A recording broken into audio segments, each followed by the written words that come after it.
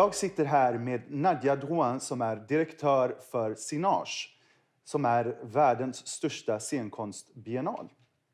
D'abord, bienvenue Nadia. Si vous pouvez me raconter un peu, il y a un échange entre Sinar et Subcase. Ça consiste à quoi cet échange? En fait, cette année, on a travaillé avec Subcase pour emmener des compagnies de cirque contemporaines québécoises sur la plateforme ici de Subcase. Moi, je connais Subcase depuis plusieurs années et avec la directrice, avec Kiki, on s'était dit que ce serait bien d'avoir des compagnies qui viennent faire des présentations de projets de nous, qu'est-ce qu'on fait au Québec, et donc pouvoir aussi un peu partager c'est quoi les tendances, ça ressemble à quoi du cirque québécois présentement. Et Sinar, ça dure combien de temps? Sinar, c'est une biennale, donc c'est une activité qui arrive aux 2 ans. Et ça dure 5 jours d'activité, full, non-stop, avec 200 spectacles environ qui sont vus dans plein de lieux à Montréal.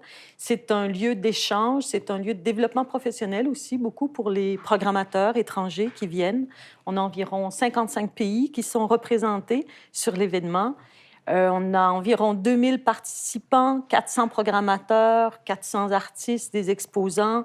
C'est des conférences et c'est des salles d'exposition. C'est beaucoup d'échanges culturels très concentrés, toujours en novembre, mi-novembre environ, aux 2 ans sur les années paires. Et la prochaine, donc, est en 2020. 2020. Ouais. Et vous avez fait ça depuis quand? En fait, la biennale existe depuis... En fait, en 2020, on va faire notre 19e biennale, mais l'organisation existe depuis 35 ans. Alors, dans les années 80, il y a eu une émergence de beaucoup de productions québécoises qui avaient vraiment beaucoup de potentiel de tournée internationale. Et en fait, Sinar est né du désir d'agents, d'artistes, de présenter à l'international.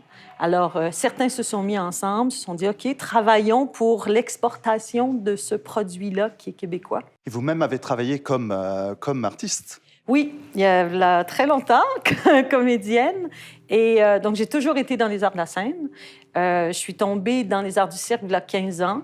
J'ai été emmenée à travailler pour un programmateur canadien de cirque qui s'appelait la TOU. J'y ai travaillé donc pendant 15 ans. Et c'est comme ça que j'ai connu Subcase et Subtopia, en venant donc sur le seul marché spécialisé en arts du cirque dans les pays nordiques. Et ça ressemble à quoi, les pays nordiques? Ah, ça ressemble à quoi?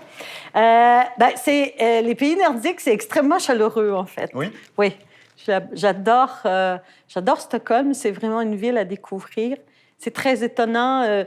Toute l'architecture, pour moi, c'est quelque chose qui me surprend de voir toute cette contemporanéité mélangée avec tout ce traditionnel.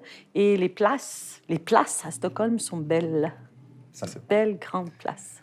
L'état du cirque dans le monde entier, il ressemble à quoi maintenant? Dans le monde entier, je ne pourrais pas dire, mais clairement, le cirque continue énormément d'attirer à cause de toutes les valeurs que porte le cirque.